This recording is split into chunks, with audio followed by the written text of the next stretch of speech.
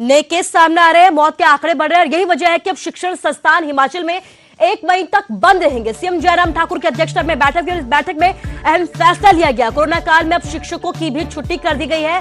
अधिकारियों और कर्मचारियों के तबादलों पर फिलहाल के लिए हिमाचल सरकार ने रोक लगा दी है। नई बंदिशों पर 22 अप्रैल को कैबिनेट की मीटिंग होगी और इस मीटिंग के बाद फैसला लिया जाएगा कि आगे क्या कुछ करना है। लेकिन एक बात साफ कर दी है सीएम जयराम ठाकुर ने कि हिमाचल में लॉकडाउन नहीं लगेगा, लेकिन एहतियात लगातार बढ़ती जाएगी। नई नई बंदिशें जो है, जो भी जरूरी कदम है वो उठाए जाएंगे। 1 मई तक शिक्षण संस्थान को हिमाचल सरकार की तरफ से बंद कर दिया है। आपको बता दें कि सीएम जयराम ठाकुर की अध्यक्षता में सोमवार को एक अहम बैठक हुई थी, जिसमें अहम फैसले लिए गए हैं। कोरोना काल में शिक्षकों की छुट्टी कर दी गई है। अधिकारियों और कर्मचारियों के तबादलों पर भी फिलहाल के लिए रोक लगा दी गई है। अब 22 अप्रैल को एक और अहम बैठक होगी, जिसमें कई और अहम फैसले भी लिए जा सकते हैं।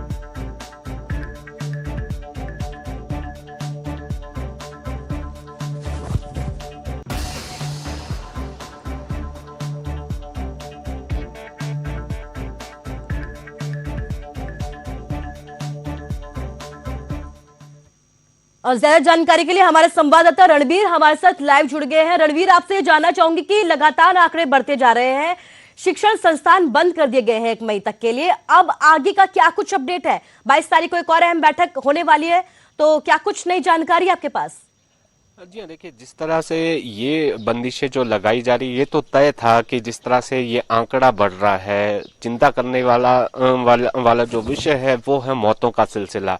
तो इसको देखते हुए जो शिक्षण संस्थानों का बंद करने का फैसला था, वो तो सबको लग रहा था कि शायद सरकार ये फैसला लेगी। अब जिस तरह की ये केसेस लगातार बढ़ रही है, चेन जो है ब्रेक नहीं हो रही है, तो ये माना जा रहा है कि जो 22 अप्रैल को जो कैबिनेट की बैठक होगी, उसमें सरकार जो है नाइट कर्फ्यू पर जो है विचार करेगी। हाल ही में जो सभी जिलों के डीसी और एसपी के साथ जो वीडियो कॉन्फ्रेंसिंग के जरिए जो बैठक हुई थी, समीक्षा बैठक में भी इस बात पर जो है जोर दिया गया था कि शायद नाइट कर्फ्यू हो सकता है, क्योंकि सरकार ने ये साफ कहा है, मुख्यमंत्री ने, कि जो आर्थिकी है उसको नुकसान नहीं पहुंचाया जाएगा, बंदिशें और कड़ी की जाएगी, लॉकडाउन जैसी स्थिति जो है हिमाचल में नहीं होगी। इसी को देखते हुए अब सरकार ने जिस तरह से ये फैसला किया है, जो क्षमता बढ़ानी है बिस्तरों की अस्पतालों में, ये कहा गया है कि 2000 जो कैपेसिटी है उसे बढ़ाया जाएगा। ज्यादातर मरीज अभी जो है होम आइसोलेशन में,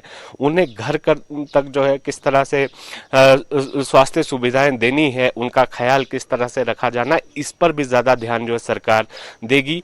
वैक्सीनेशन पर जो है ज्यादा फोकस किया जा रहा है और ये भी जानकारी दी गई कि 11.5 लाख के करीब जो है अब तक लोगों को वैक्सीन दी गई है, जो पहली डोज है। तो ऐसे में अब ये तय माना जा रहा है कि बंदिशें और कड़ी होगी, क्योंकि 22 अप्रैल को जब कैबिनेट होगी उसमें उन बंदिशों पर जो है चर्चा होगी। यहाँ पर जो मौतों का सिलसिला है उसे कैसे रोका जाना है, इसको लेकर भी मंथन चल रहा है। लेकिन डरावनी तस्वीर यही है कि मौत जो है ज्यादा हो रही है, ठीक होने वाले जो मरीज हैं उनकी संख्या भी लगातार बढ़ रही है, जिस तरह से केसेस जो है लगातार बढ़ रहे हैं।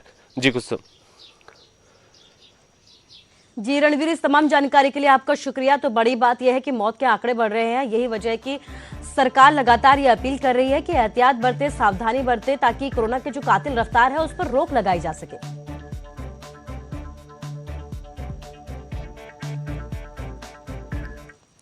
तो देश में कोरोना की दूसरी लहर चल रही है। हिमाचल में कोविड-19 4 गुना रफ्तार से बढ़ रहा है। कुछ लोग इसे हल्के में ले रहे हैं और एक के बाद एक लापरवाहियां बरत रहे हैं। सहज भाव से कह रहे हैं कि हमें कुछ नहीं हो सकता। ये बात जरा उन लोगों से पूछिए जिन्होंने अपनों को कोरोना की वजह से हमेशा हमेशा के लिए खो दिया है। अंतिम संस्कार के लिए किसी दूसरे का सहारा लेना पड़ रहा है। इस वक्त हम शिमला के कनलोग में हैं। यह शमशान घाट है और यहाँ पर जो कोविड मरीज हैं जिनकी मृत्यु हो रही है, उनको जो है जलाया जा रहा है।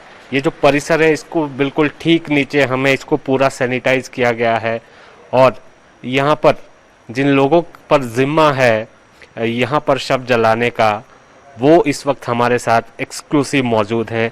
इनसे बात करते हैं। सर, क्या नाम है आपका? भीमे राम जी। कितने समय से आप यहाँ पर? हम 17-18 साल हो गई।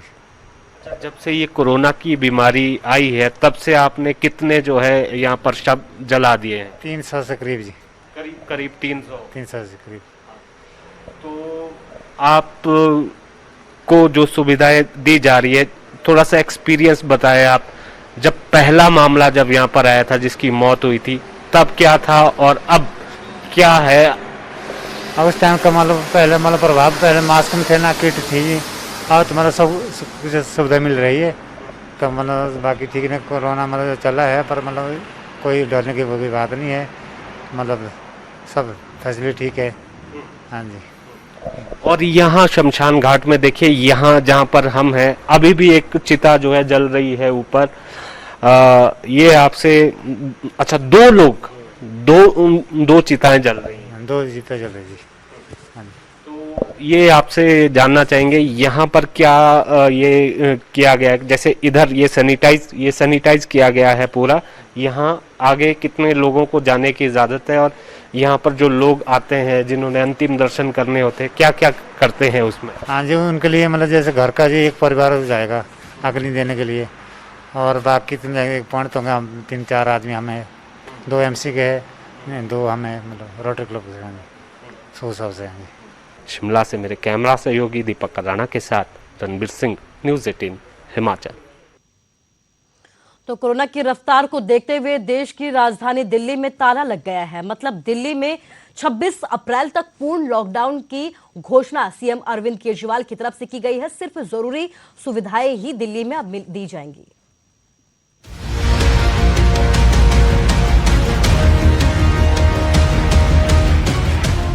दिल्ली में लॉकडाउन फिर लौट आया है।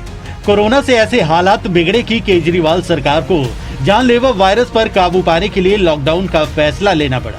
दिल्ली में कोरोना से हालात इतने बदतर हो चुके हैं कि अस्पतालों में बेड्स नहीं है, ऑक्सीजन की मारामारी है। यही वजह है कि उपराज्यपाल से मीटिंग के बाद सीएम केजरीवाल ने दिल्ली में लॉकडाउन लगाने का ऐलान किया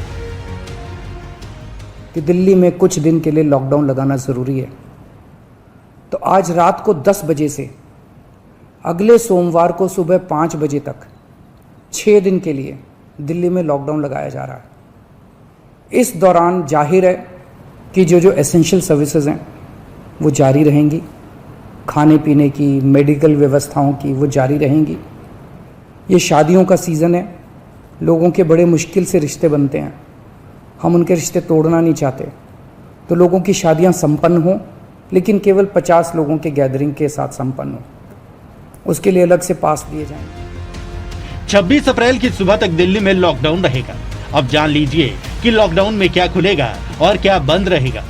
सब्जी, फल, किराना, डेयरी, दवाई की दुकानें खुली रहेंगी, बैंक के ATM खुले रहेंगे, ई-कॉमर्स की डिलीवरी चालू रहेगी, petrol pump, LPG, CNG station भी खुले रहेंगे, खाने की डिलीवरी हो सकेगी, airport, railway station, bus station जाने की छूट होगी, एक राज्य से दूसरे राज्य जाने वाली गाड़ियों पर रोक नहीं। दिल्ली मेट्रो चालू रहेगी, सिर्फ 50% यात्री सफर कर पाएंगे। पब्लिक बस, ऑटो, ई-रिक्शा चालू रहेंगे, 50% यात्री सफर कर सकेंगे। कैब, टैक्सी, ग्रामीण सेवा सर्विस चालू रहेगी, सिर्फ 2 सवारी बैठ पाएंगे। किसी भी शादी कार्यक्रम को इजाजत है, सिर्फ 50 लोग आ सकेंगे। हर किसी के लिए परमिशन लेनी होगी। लॉकडाउन में क्या कुछ बंद रहेगा वो भी जान लीजिए। Mall, cinema hall, park, salon, beauty parlour, restaurant, bar, pub सभी बंद रहेंगे। राजनीतिक, सामाजिक, धार्मिक कार्यक्रम पर पाबंदी रहेगी। किसी स्टेडियम या ग्राउंड में दर्शकों को इजाजत नहीं। अगर कोई भी शख्स नियमों का उल्लंघन करता है तो उसका चालान काटा जा सकता है। फिलहाल दिल्ली सरकार की सख्ती 26 अप्रैल तक की है, लेकिन कोरोना पर अगर काबू नहीं पाया गया तो आगे की परिस्थितियों से निपटने के लिए आपको अभी से तैयार रहना होगा। Bureau report, news 18 Haryana. तो सावधानी बरतनी होगी। देखिए, जो खबरें हम आपको बता रहे हैं, जो आंकड़े आपको दिखाए जा रहे हैं, वो डराने के लिए नहीं बल्कि सावधानी बरतने के लिए बताए जा रहे हैं और लगातार ये अपील की जा रही है।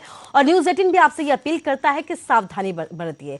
खैर, कोविड-19 महामारी ने परस्पर निर्भरता की भावना को सुदृढ़ किया है, जिससे कि पूरा देश इस विपत्ति का एक होकर मुकाबला कर सके। वैक्सीनेशन लगातार जारी है, लेकिन जरूरत है कि हम सभी अपना सर्वश्रेष्ठ योगदान दें, जिससे हम सब एक साथ इस वायरस को हराने की तरफ अपने कदमों को आगे बढ़ा सके। नेटवर्क 18 इस मुहिम में हर कदम पर आपके साथ खड़ा रहेगा। जब तक सभी सुरक्षित नहीं होते, तब तक कोई भी सुरक्षित नहीं होगा। इसी सोच के आधार पर हमारे कैंपेन संजीवनी का लक्ष्य ये सुनिश्चित करना है कि वैक्सीन पाना हम सभी भारतीयों का समान अधिकार है।